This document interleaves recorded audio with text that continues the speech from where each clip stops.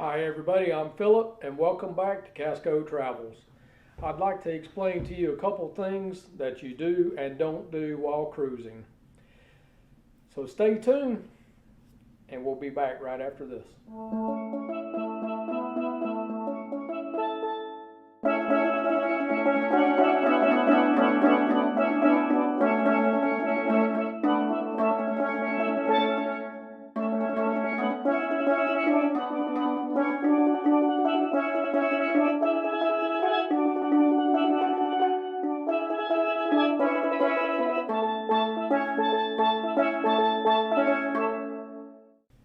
Okay, so getting into planning a cruise. When you plan a cruise, you want to plan it in enough advance to where you have enough time to cancel in case there's anything that goes wrong. And as you know, many things can go wrong. So plan your cruise in enough advance to where you have enough time to cancel if you have to, like 90 days prior, because that way you get a good refund back. If you cancel the day of or very close to your cruise, chances are that money is down the drain. You're not going to get that money back and you're not going to get a refund unless it was the cruise line's fault. So keep that in mind. Now, while planning your cruise, check out travel insurance. Nobody likes to hear anything about insurance. I don't like to hear anything about insurance. But when I'm traveling, travel insurance is a main part of my travel. So I shop around, I try to find the best deal on travel insurance because if I get over in a foreign country or something like that and I end up falling ill, I'm hospitalized, I have to be evacuated out. If I have to be evacuated off the cruise ship, I have something in place that's going to protect me. That way, when I get that big doctor bill and it's tens of thousands of dollars, I'm not having to flip the whole bill. I'm sure there comes a point to where you're going to have to pay a little bit of it here and there, but the insurance will cover a majority of it. Travel insurance. Make sure that you look into that when planning your cruise. If you are flying, make sure that you plan your flight ahead of time. Make sure that you plan to get into your destination point a day or two prior to your cruise. You do not want to fly out on the same day that your cruise is leaving. There's so many things that can go wrong. Delays, canceled flights, mechanical failures, you name it, there's so many things that can go wrong. Plan your flights ahead of time.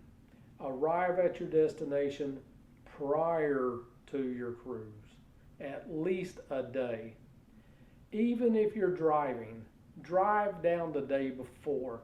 That way, if you have mechanical failures of any kind, tire, engine, whatever, it gives you time to arrange for other transportation. Even if you have to phone back home to a family member and say, hey, I've got a spare car at the house, can you swing by, pick it up and bring it to me? Things do happen.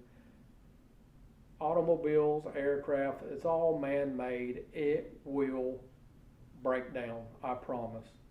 So make sure that you plan far enough ahead of time. When you're packing for your cruise, pack light enough to where you don't overpack. A lot of people will overpack and put things in there that they really don't need. The cruise lines supply a good bit of stuff like shampoos, conditioners, and stuff like that, your towels and washcloths. But there are necessity items that you will need. Female necessity items, male's necessity items, you name it, bring it. Toothbrush, toothpaste, deodorant, that kind of stuff. Bring it with you. Hair dryers, they usually have hair dryers there. They don't like for you to bring a lot of electrical stuff that has elements and stuff in it.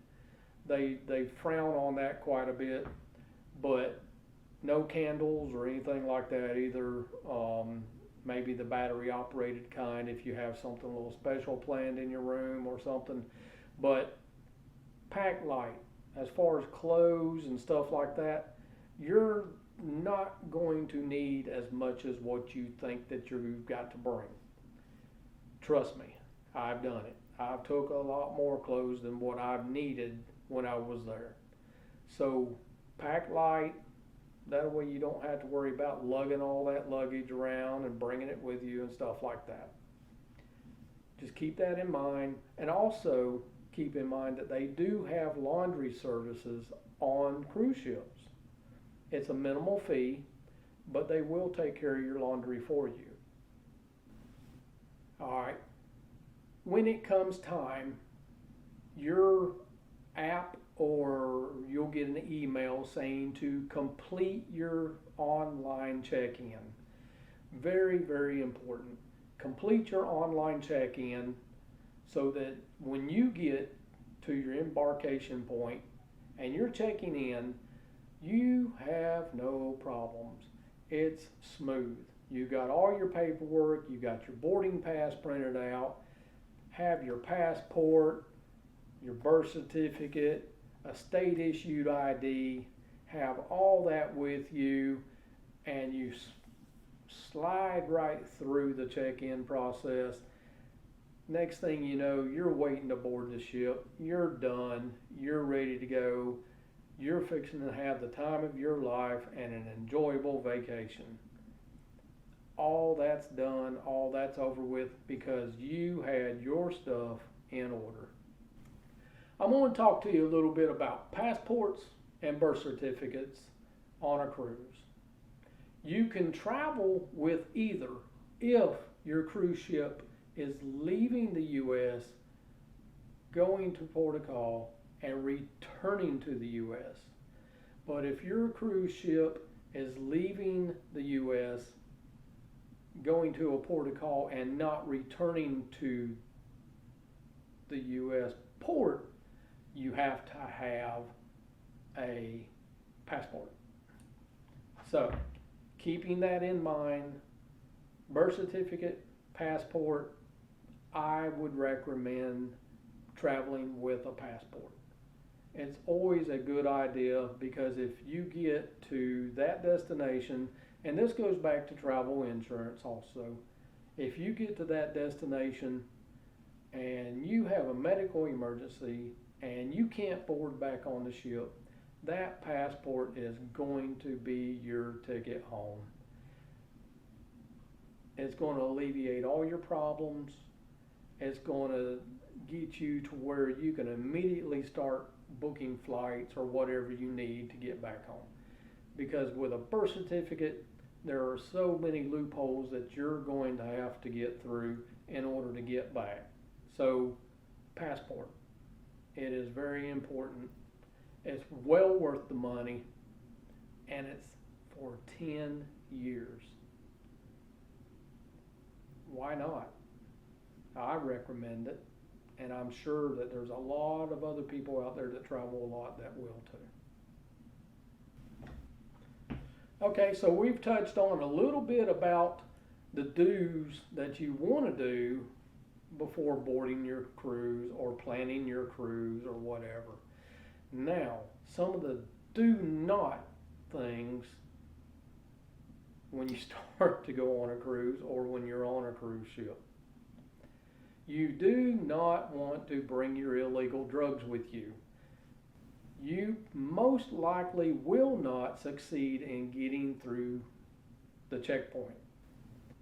They have canine dogs that sniff out drugs and many other things before you even board the ship. So my advice to you, if you want to cruise, if you want to be able to leave that port and get on the ship, leave your drugs at home, because it could cause you a lot of heartache in the long run, because You're going to have problems with the authorities there. You're not going to get on the cruise. You're going to lose all your money that you put into the cruise. To me, that's a lot of heartache. Leave your drugs at home. Enjoy your cruise. Okay, so throwing things overboard. Don't do it. Don't throw plastic in the ocean. Don't throw anything, as far as that goes, in the ocean. You got a lot of wildlife. You've got fish, you got mammals, you got all kinds of wildlife that live in the ocean. Don't throw it in the ocean. It is very harmful to the environment. It's harmful to everything living in the ocean. We just need to not do it because it is very harmful. So in order to help keeping the environment safe, let's not litter and don't throw anything overboard. If you see paper or something blowing around on the ship deck, pick it up, hand it to one of the staff, throw it in the trash, do something with it, but don't let it go into the ocean. Being loud in your cabin. Talking, having a discussion is one thing, but yelling, screaming, hollering, hitting on the walls, and stuff like that is very disturbing to people in the other rooms. You've got a room on this side, you got a room up there, and a room below you, in most all cases on a cruise ship. Keep the noise to a minimum.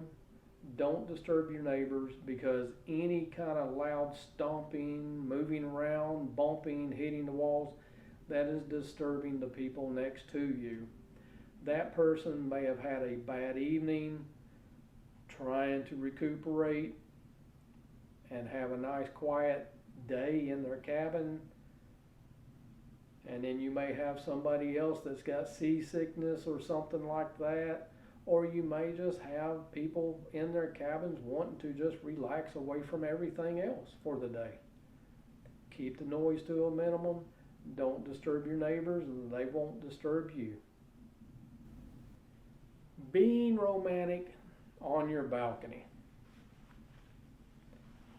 That's a good one. It's not as private as you think. The balconies can be seen by many. You got a space underneath that is open. You got a space up top that's open. The captain's bridge extends out over both sides of the ship. He can see the whole side of his ship. So a balcony may not be as private as you think. There are times when you can be a little romantic and stuff with your significant other out on the balcony, but use common sense and keep in mind that you may be being watched at that time. So just keep that in mind, that balconies are not as private as what you think. Smoking. Smoking in a cabin or on the balcony is prohibited. You cannot do it. It is frowned upon seriously. This will get you in trouble with the cruise staff. It may even get you banned from the cruise line. So refrain from smoking in your cabin or on the balcony. There are designated areas that you can smoke out on a deck. They have it all marked off, and sometimes they even have a smoking area in the casino. Take advantage of those areas and refrain from smoking in your cabin or on your balcony. Drinking.